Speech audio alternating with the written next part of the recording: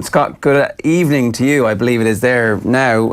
This is obviously an emotional week for this town. We were talking with Alan Quillen, who's there yesterday, and he was just giving us a bit of the background about how this is kind of rugby heartland for Japan, and it was also one of the areas most devastated by the tsunami in 2011.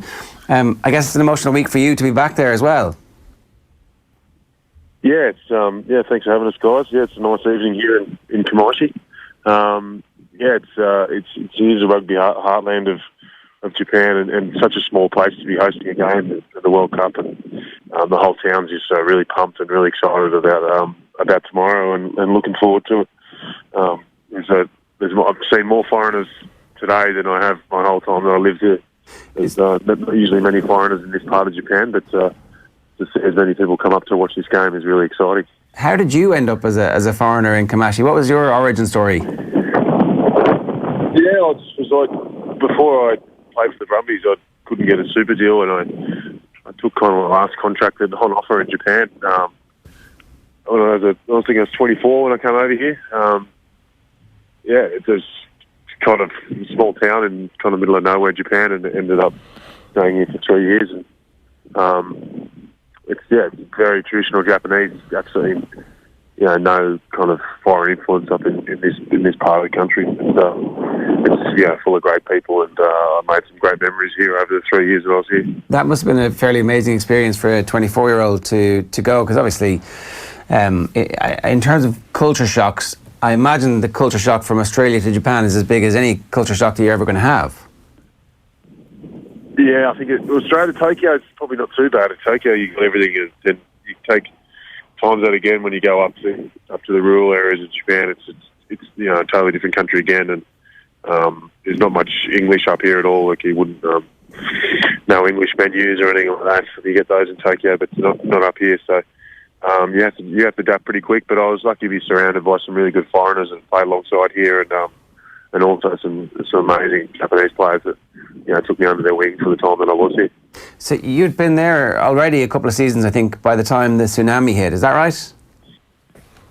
Yeah, so I was here. I came here in 2009 and played the 2009-2010 season, and then was here for arrived about 2 weeks arrived at the start of March for kind of pre-season, the longest pre-season training you can do.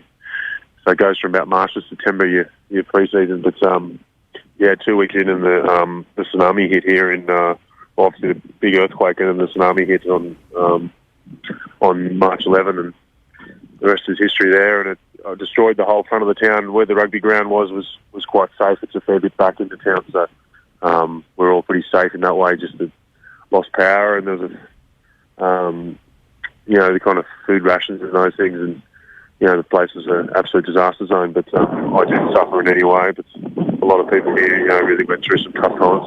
Yeah. So when the earthquake itself hits, is there an immediate recognition in the area that, like, if an earthquake of this size is going to hit, then a tsunami is a real possibility? Yeah. Well, that was as soon as the earthquake hit, the warnings went out over the loudspeaker. So, compare that to probably the Boxing Day tsunami, where there was just no warning for people. That was probably saved countless lives from that, because as soon as the earthquake hit, the tsunami warnings were blasted through the town, and everyone was off the high ground. And so obviously a few people couldn't get away in time. It was a fairly horrific loss of life. I think about 1,000 people died. So we're 10 years on nearly now, 8 years on from that happening. The recovery effort, the emotional toll that it takes on the place. That I'm not sure anywhere ever really fully recovers from a natural disaster like that. But what was the aftermath like then? Yeah, well, we kind of we ended up staying around, and probably a lot of foreigners left Japan at that time. In Tokyo, you couldn't get a flight out of Tokyo. People were leaving so quickly, especially with the Fukushima stuff going on. But we kind of stayed around. And we're a small rugby team up here, so we're pretty tight with the community. We ended up doing a fair bit of work here, and just kind of unloading trucks, and kind of preparing, unloading food trucks were coming from all over Japan that people had been donating to people up here, and tried our best to help out where we could as a team kind of thing. And we ended up, as we stayed here for longer, and then the people of the town wanted us to get back and start training and start preparing for the season, and then we became, for that year, essentially a bit of a symbol of hope and of new beginnings kind of thing for the town. They've really embraced that, and on the back of that came this opportunity to host a rugby game, and the whole town has been really so excited about that. It actually used to be Nippon Steel, who was my employer when I was here. They sponsor the team here, so it's different. It's not a company team as such.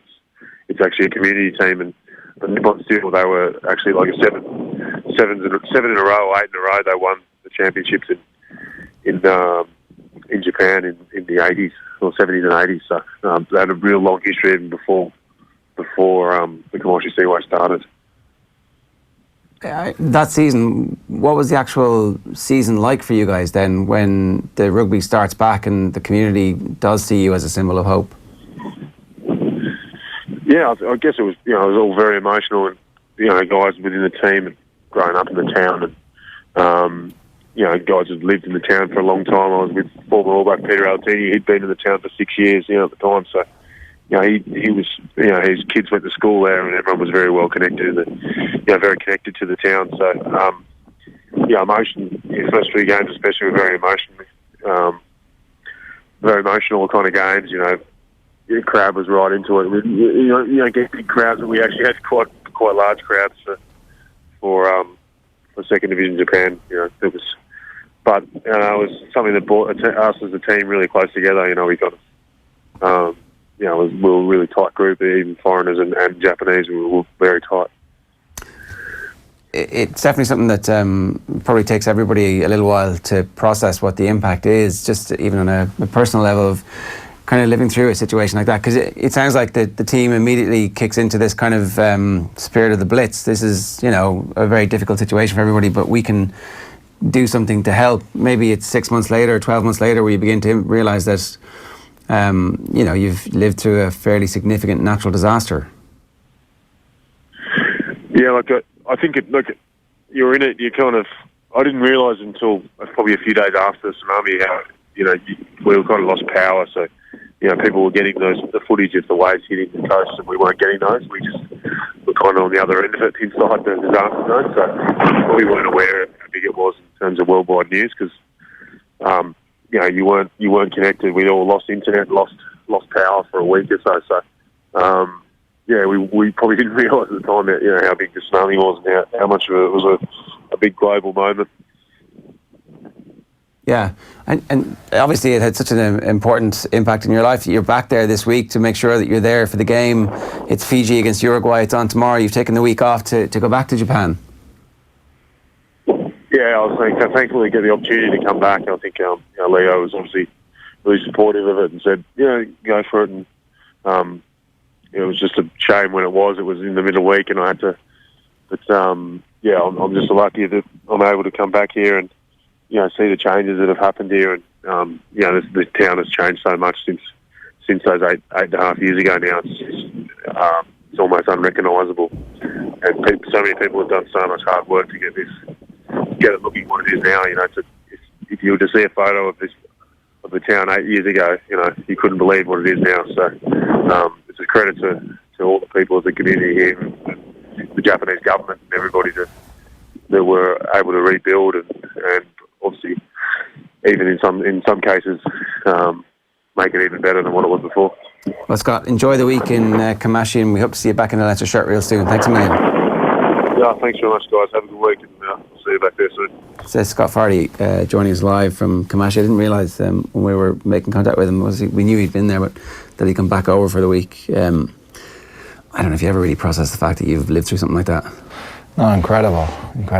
But probably nice for him to go back and kind of just walk those streets again, and I bring back a few unwanted memories as well. But I'd say it's more positive than anything. Yeah. So I'm going to be interested in that game between Fiji and Uruguay now tomorrow. Kicks off at 6:15. We'll at least be up for it, unlike some of the other weekend games, which I'm not sure I'm going to be getting up for. You didn't make it up for the Australia-Fiji game, though? I didn't. Watch that on replay later on in the afternoon.